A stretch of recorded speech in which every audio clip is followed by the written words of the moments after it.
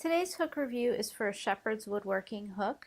I love how the hook comes with actually the date it was made carved into it, so 2013, and the letter of the US lettering size is put in there as well. And one of the nice things about this is it's not just on the surface, you can't really tell, but it's actually etched in, so even if for some reason this coloring were to come off, you would still be able to see the hook size. As you can probably tell, it's quite a bit longer than a traditional crochet hook, but it isn't really a Tunisian crochet hook either because it tapers quite a bit. So it's not the same circumference throughout. So up until the thumb rest, it's what I would consider an inline crochet hook because this really is all the same circumference. However, once you get to the thumb rest, it tapers quite a bit.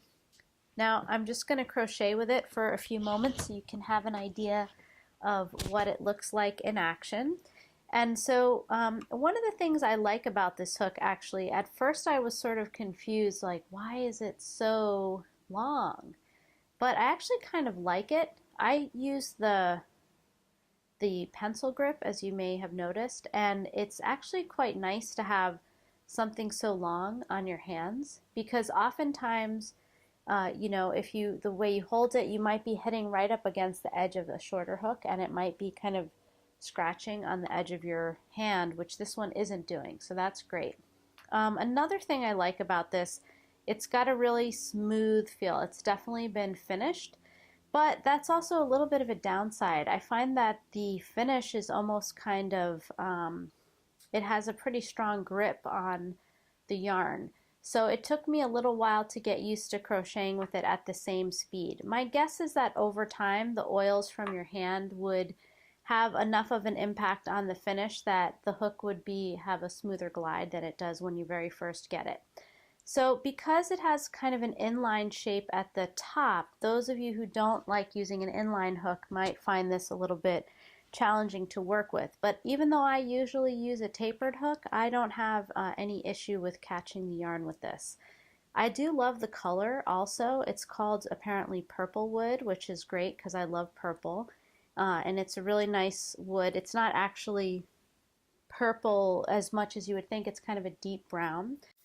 So you might want to use this tapered part for stitches like bullions that require a lot of yarn overs. So if you were to wrap it up here in this longer tapered edge and then glide it down, when you make your bullion, the yarn comes through pretty easily and it's very nice and plump, so that's nice. You do still have to kind of position it.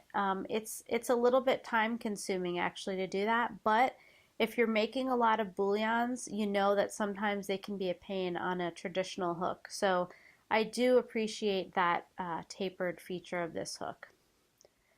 So again, what I think are the pros of this hook, it's very lightweight. It's really comfortable if you hold the knife grip, although I will say it's so pretty that it makes me kind of say, I would love to hold this as a pencil person. I'm not really a pencil person though, as you can see I can hardly crochet like this.